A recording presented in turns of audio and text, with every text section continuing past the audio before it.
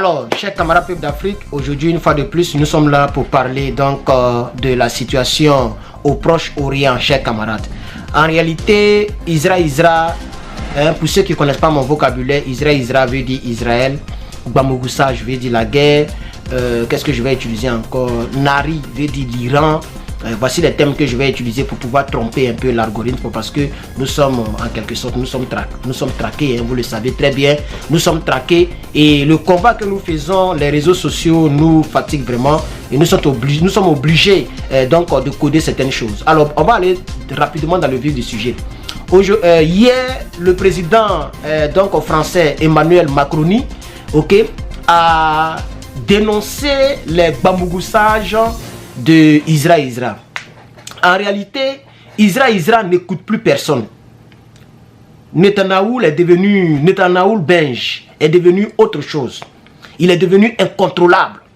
Ils sont en train de bamougou tout et en même temps.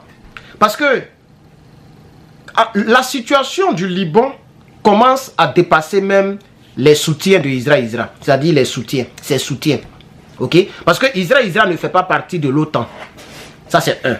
Donc, quand vous voyez le président américain, le président français et les autres qui les soutiennent, c'est juste en termes de partenaires ou bien de... Vous voyez, non? Mais Israël ne fait pas partie de l'OTAN. Donc, lui, il s'est dit que... C'est-à-dire l'Israël, Netanyahou s'est dit qu'il peut faire tout ce qu'il veut parce qu'il n'est pas dans le même clan que eux. Donc, il n'a pas besoin d'autorisation en tant que tel pour frapper qui il veut. Voilà un peu dans la logique dans laquelle il est. Donc, il framponne partout et en même temps. Il est maintenant arrivé sur Finul. Finul, c'est un groupe armé au Liban encore. Et il y a même les casques bleus. Les casques bleus, tout ça là. Qui sont en train de recevoir des missiles. Israël est en train de bamougou le Liban. Et si les gens ne parlent pas, le Liban risque de devenir un Gaza. Hein. Le Liban risque de devenir Gaza numéro 10. Parce que déjà, ils sont... Même hier, le 12, ils ont framponné le Liban. Et donc, ça a poussé Emmanuel Macron à faire sa sortie. Mais moi, connaissant les Toubabou, est-ce qu'on doit croire en Emmanuel Macron? Est-ce qu'on doit croire en lui?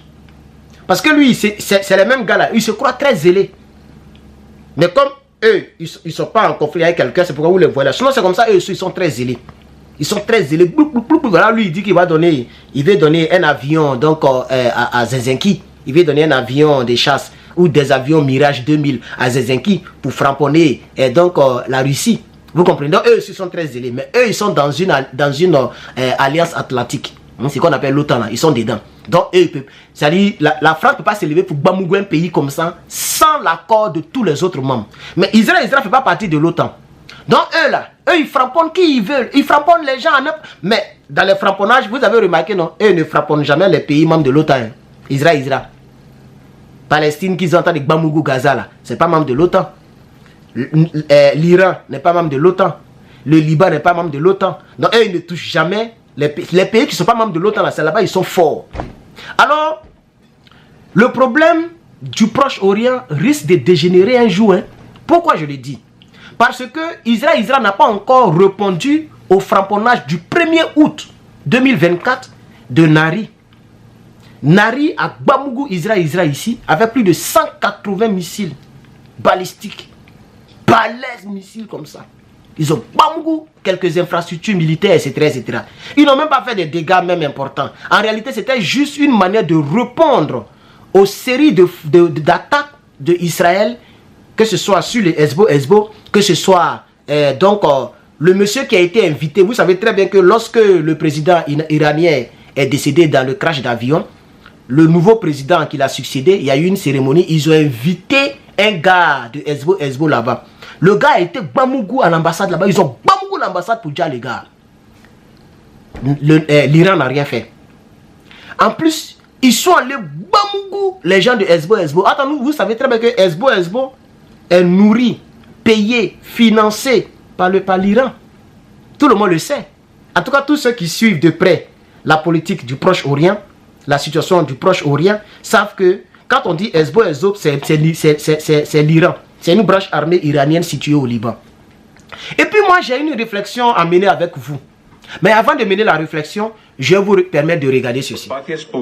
Nous soutenons les efforts des États-Unis et de la France, ainsi que ceux du secrétaire général de l'ONU pour parvenir à un cessez-le-feu.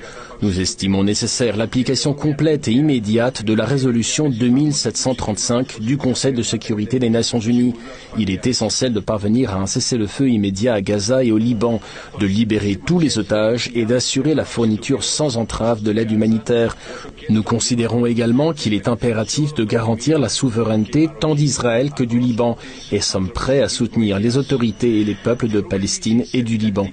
Un avis sur lequel les autres pays présents se sont accordés à la suite des derniers événements dans la région qui indignent la communauté internationale. Parmi ceux-ci, l'attaque israélienne contre les casques bleus de la FINUL déployés au Liban. Le gouvernement italien suit avec une grande attention la situation du contingent au Liban. Les militaires italiens de la mission de l'ONU et de la mission bilatérale MIBIL accomplissent un travail fondamental et précieux pour stabiliser la situation dans la région. Comme vous le savez, l'armée israélienne a tiré sur le quartier général de la FINUL et sur 2 bases italiennes. Par conséquent, je ne saurais ne pas condamner ce qui s'est passé, c'est inacceptable. Cela viole les dispositions de la résolution 1701 de l'ONU. Le gouvernement italien a transmis ses vigoureuses protestations aux autorités israéliennes. Nous avons également décidé, avec Emmanuel et Pedro, ainsi qu'avec la France et l'Espagne, d'établir une déclaration commune sur cette question. En tant que Premier ministre, je condamne fermement ce qui s'est passé au quartier général de la FINUL à Nakoura, au Liban, où les tirs israéliens ont touché et blessé les casques bleus. C'est totalement inacceptable. Nous nous opposons totalement à ça.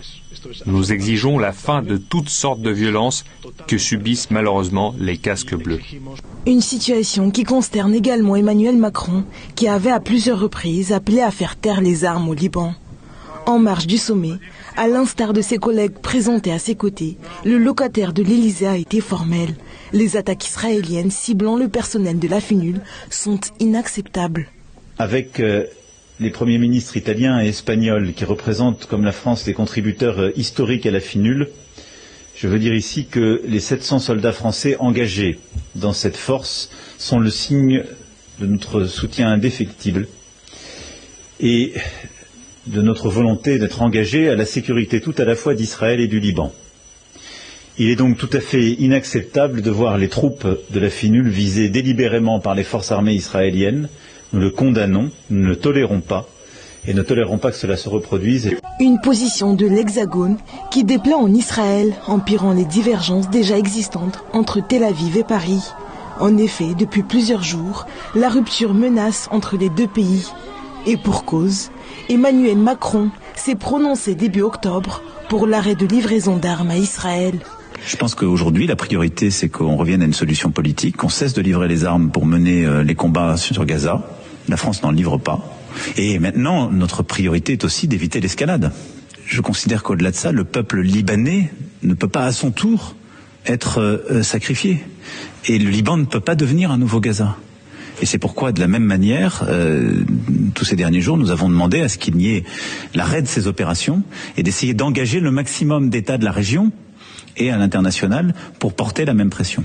Le roi de Jordanie, Abdallah II bin Al-Hussein, la présidente de la Commission européenne, Ursula von der Leyen, était également présent au Med 9 qui s'est soldé sur une déclaration commune appelant à un cessez-le-feu immédiat. Alors, vous avez regardé la vidéo. On va parler de la vidéo tout à l'heure, mais je vais poursuivre sur la réflexion où je n'ai pas encore oublié.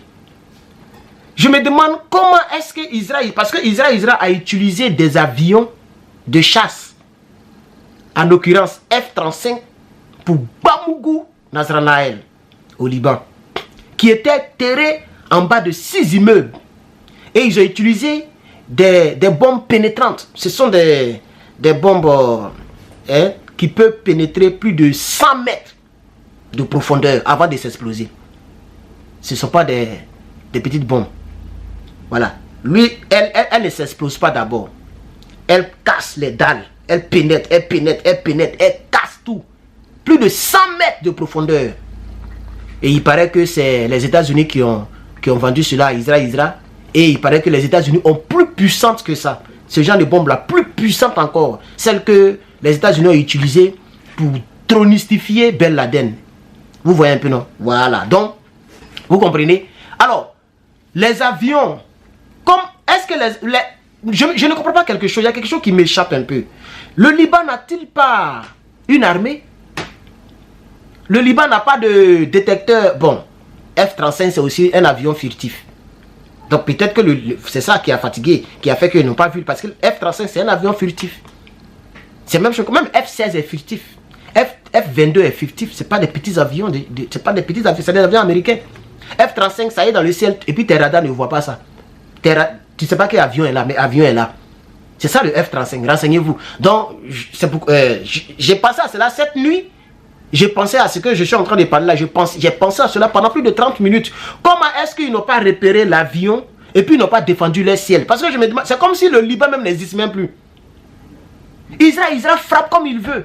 Mais c'est maintenant, c'est pendant la réalisation de cette vidéo que je me rends compte que effectivement le F-35 il est furtif. Donc sûrement que voilà, il peut pénétrer. Alors on va poursuivre sur la vidéo que vous venez de regarder. Emmanuel Macron que vous venez d'écouter, est-ce qu'on peut croire en Emmanuel Macron? Est-ce que les dirigeants de ce monde-là ne sont pas favorables au bamoussage d'Israël? Est-ce qu'en sourdine, ce ne sont pas les gars là même qui disent faut aller, faut bamougou? Alors chers camarades, comme notre vidéo a pris assez de temps, je vais m'arrêter là. C'était notre causerie du jour, notre infoanalyse du jour. Merci beaucoup d'avoir suivi cette vidéo. Je m'appelle Herman le Patriote et je certifie cette vidéo. Merci.